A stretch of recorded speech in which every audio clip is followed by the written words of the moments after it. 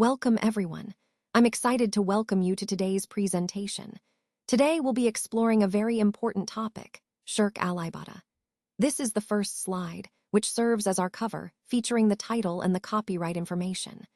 Over the next few slides, we'll dive into the meaning, the implications, and how to avoid this concept in our lives. So let's get started and look forward to an insightful session together. When we talk about worshiping anyone or anything other than Allah, we call that Shirk Al Akbar, which is a major sin. It's important to understand that prophets were sent to every nation specifically to reject false gods, or Arabic tot, Arabic hain, Arabic wow, Arabic ta, Taghut. Now, Taghut refers to anything that is worshipped alongside Allah or instead of him.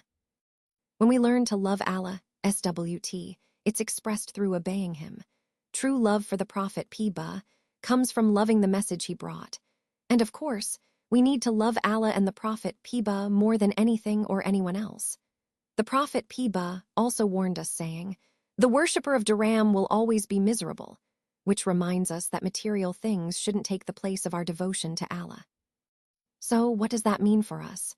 We have to pay close attention to Shirk Al Ibaadah, which is basically associating partners with Allah in worship.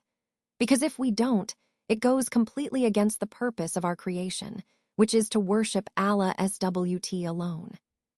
Shirk is the biggest sin we can commit, and it has serious consequences.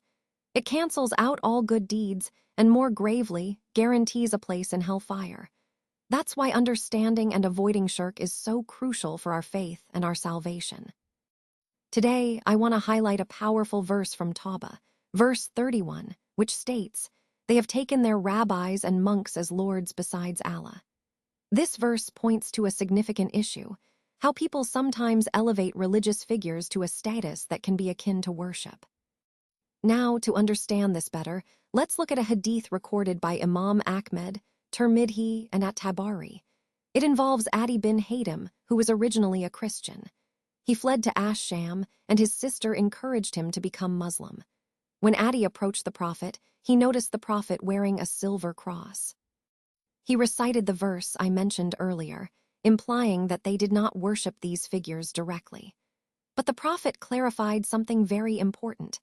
He explained that what might look like non-worship is actually a form of it, because these religious leaders prohibited what was permissible and allowed what was forbidden, and their followers obeyed them. This is a crucial point. Obeying religious leaders in such a way that their rulings are followed as if they were divine commands. This is actually a form of worship. It shows us how, sometimes, obedience to people in religious authority can lead us away from true worship of Allah alone. So this connects back to our overall theme, being mindful of where our true devotion lies and ensuring it is directed solely to Allah, not to intermediaries or religious figures who might be mistaken for divine. Now, moving on to the next important point about Ar-Riya, which is often called Shirk al-Asghar, or the minor form of shirk. Essentially, Ar-Riya is when we perform an act of worship or good deed with the intention of showing off or impressing others. It's a subtle form of shirk because it's not always obvious, but it can seriously diminish the sincerity of our worship. It's crucial to remember that whenever we do anything religious, whether it's prayer, fasting, or charity, we should do so solely for the sake of Allah. Our intentions must be pure. We need to constantly check ourselves and ensure that we're not doing these acts to gain praise or recognition from others. That's why we have specific du'as or supplications for even simple daily actions like going to the toilet, eating before sleeping, or upon waking.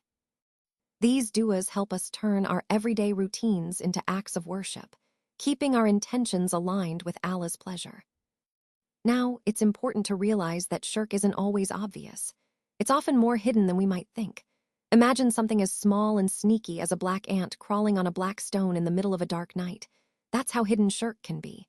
It can creep into our hearts without us realizing it. That's why learning the du'as the Prophet, Piba, taught us is so vital. These supplications serve as a shield, helping us protect ourselves from falling into this subtle form of shirk. So always remember, safeguarding our sincerity and turning our actions into genuine worship begins with awareness and reliance on these prayers. This way, We keep our hearts pure and our worship truly for Allah alone.